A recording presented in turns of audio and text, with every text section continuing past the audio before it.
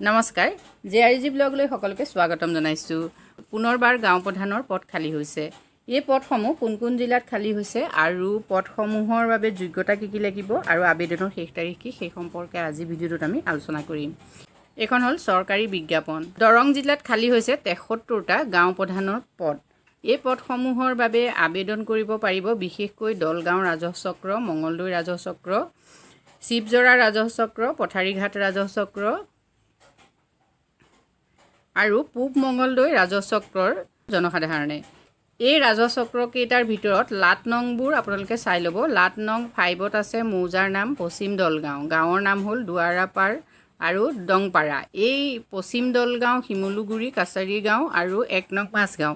গতিকে এই নটিছখনত সকলোখিনি ইয়াত উল্লেখ কৰা আছে মৌজাৰ নাম।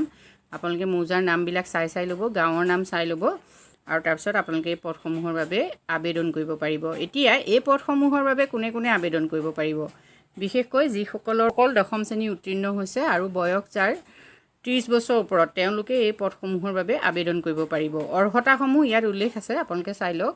প্ৰাৰ্থী ভাৰতীয় নাগৰিক হোৱাৰ লগতে তেওঁ যিটো লাটত নিযুক্তি বিচাৰে সেই লাটৰ স্থায়ী বাসিন্দা হ'ব লাগিব। প্ৰাৰ্থীৰ নিম্নতম বয়স 1-1-2022ত 30 বছৰ হ'ব লাগিব আৰু ৰাজ্য চৰকাৰৰ স্বীকৃতিপ্ৰাপ্ত ব'ৰ্ড অনুষ্ঠানৰ পৰা 10ম শ্ৰেণী উত্তীৰ্ণ হ'ব লাগিব। শাৰীৰিকভাৱে সুস্থ আৰু সবল হ'ব লাগিব। কোনো চৰকাৰী লেনদেনত বাকীদাৰ হ'ব নালাগিব। গাঁও প্ৰধানৰ পৰিয়ালৰ সদস্যক ইয়াত অগ্ৰাধিকাৰ দিয়া হ'ব। লগতে প্ৰাৰ্থীজন চৰকাৰী কৰ্মচাৰী হ'ব নোৱাৰিব। প্ৰাৰ্থীয়ে যিখন গাঁৱৰ বাবে নিযুক্তি বিচাৰে সেই গাঁৱত নিজৰ নামত ভূমি স্থাবৰ সম্পত্তি তেওঁৰ থাকিব লাগিব। প্ৰাৰ্থীজন কোনো ৰাজনৈতিক দলৰ সদস্য হ'ব নোৱাৰিব। সমাজৰ এগৰাকী উচ্চ স্তৰৰ আৰু সন্মানীয় ব্যক্তি হিচাপে প্ৰতিষ্ঠিত হ'ব লাগিব। যিকোনো চৰকাৰী অনুষ্ঠান, কাৰ্যসূচী বা প্ৰাকৃতিক দুৰ্যোগৰ সময়ত স্বেচ্ছাই সেৱা আগবঢ়োৱা ব্যক্তি হ'ব লাগিব। আবেদনকাৰীৰ জীৱন্ত সন্তান নিম্নতম 2জনতকৈ অধিক হ'ব নোৱাৰিব। ন্যায়ালয়ৰ শপতনামা সংলগ্ন কৰি দিব লাগিব। অৱশ্যে নতুন অধিসূচনা নং RLR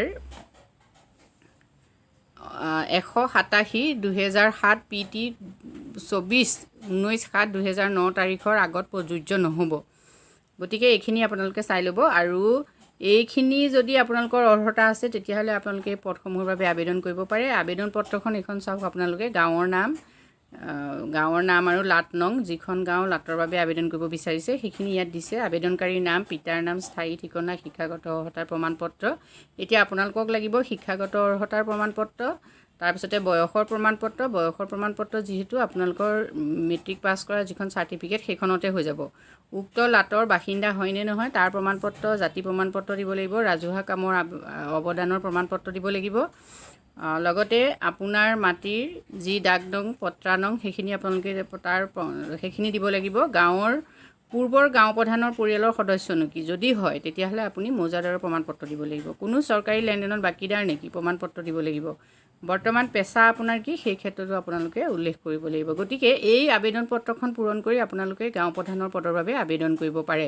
আবেদন পত্ৰ যিহেতু অফলাইনত হ'ব গতিকে আপোনালোকে অফলাইনত উক্ত আবেদন পত্ৰখন পূৰণ কৰি দৰঙৰ DC অফিচত দিব লাগিব। আৰু আপোনালোকে এই আবেদন পত্ৰ জমা দিয়াৰ শেষ তাৰিখ হ'ল 4-11-2022।